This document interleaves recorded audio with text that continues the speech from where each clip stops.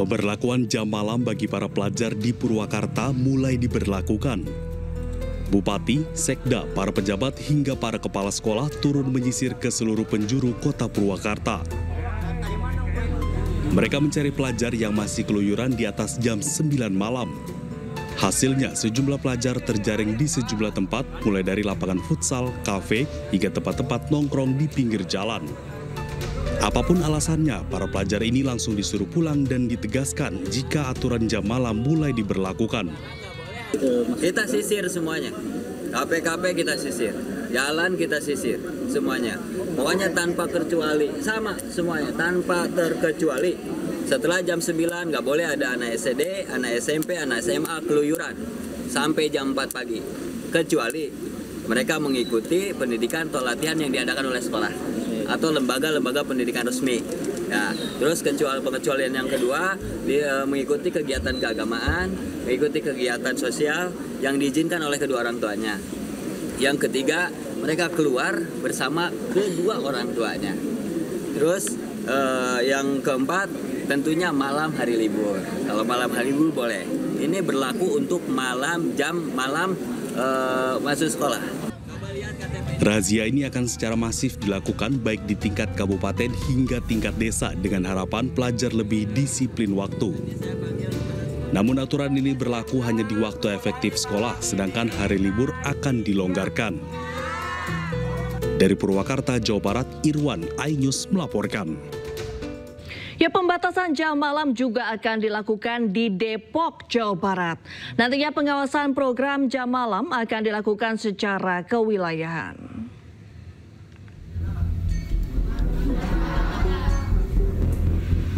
Menanggapi surat edaran yang ditandatangani Gubernur Jawa Barat Deddy Mulyadi tentang penetapan jam malam bagi peserta didik, pemerintah Kota Depok akan segera melakukan patroli.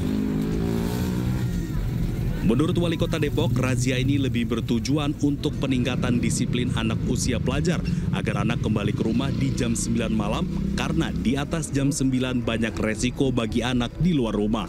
Ya, yang pasti ini kan secara kewilayahan. Nanti unsur teman-teman kelurahan, Pak Lurah, Bu Lurah bersama Babinsa, Babin Kaptimas, dukungan dari Pos Kamling, Pos Ronda, ikut Siskamling ya, masyarakat, RT RW, sehingga kita punya sama-sama saling monitor dan kami mungkin dari unsur Porpindah akan juga terus memonitor pelaksanaan. Nantinya untuk pengawasan terkait program jam malam tersebut akan dilakukan secara kewilayahan. Dari Depok, Jawa Barat, Iyung Rizky, iNews melaporkan.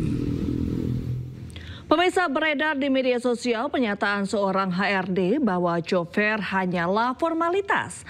Wamenakar membantahnya. Ia memastikan job fair digelar demi memberikan lapangan pekerjaan bagi warga Indonesia.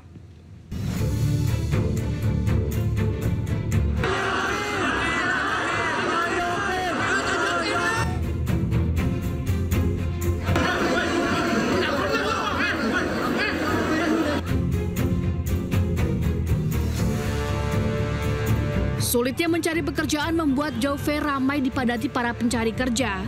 Mereka rela antre demi bisa mendapatkan pekerjaan yang diimpikan.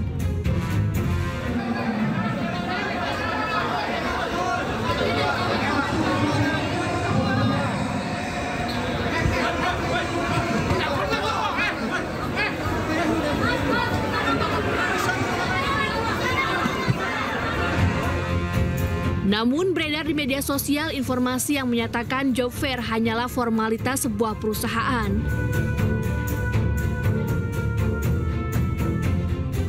Job fair itu omong kosong, itu buat brandingnya kantor, malah itu kegiatan itu digunakan untuk brandingnya kantor. Bahkan itu biasanya kerjasama sama dinas-dinas kementerian terkait gitu ya, untuk KPI-nya orang kedinasan itu.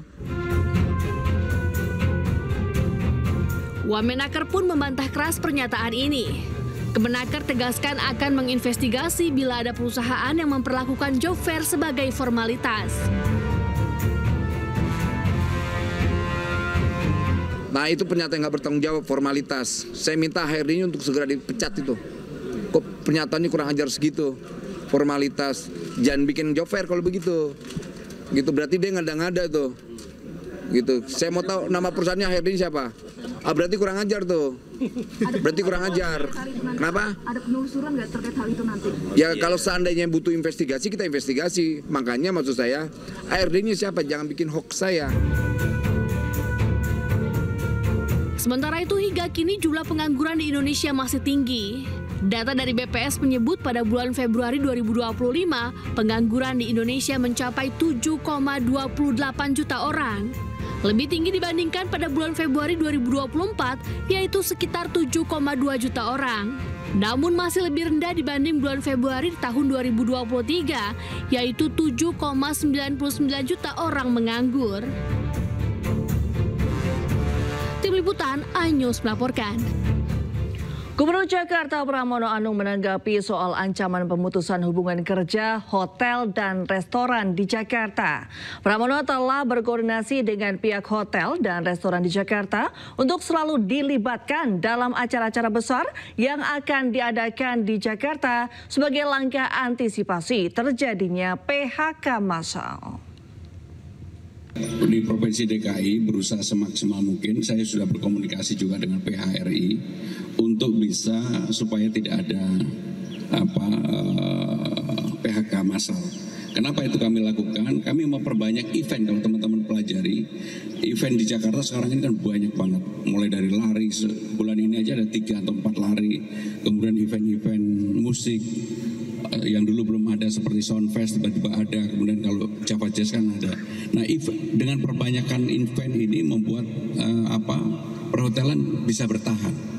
Tetapi saya yakin, saya melihat sekarang ini apalagi di pemerintah pusat sudah ada langkah-langkah untuk mengurangi pengetatan ini. Apalagi kalau kita lihat bahwa bulan April ini kan sudah mulai surplus, artinya memang ada langkah-langkah itu dan kami akan memberikan support sepenuhnya. Terima kasih. Wassalamualaikum. Ya, Gubernur Jakarta Pramono Anung mengusulkan ondel-ondel tidak boleh untuk mengamen di jalanan. Sejumlah pengamen jalanan akhirnya menuntut harus ada pembinaan dari pemerintah sebagai solusi jika mereka kehilangan penghasilan. Pemirsa, usai sudah kebersamaan kita dalam iNews Prime hari ini. Saat lagi rekan saya Gede Satria akan hadir dalam program iNews Malam. Saya Reni Armsari pamit, terima kasih dan sampai jumpa.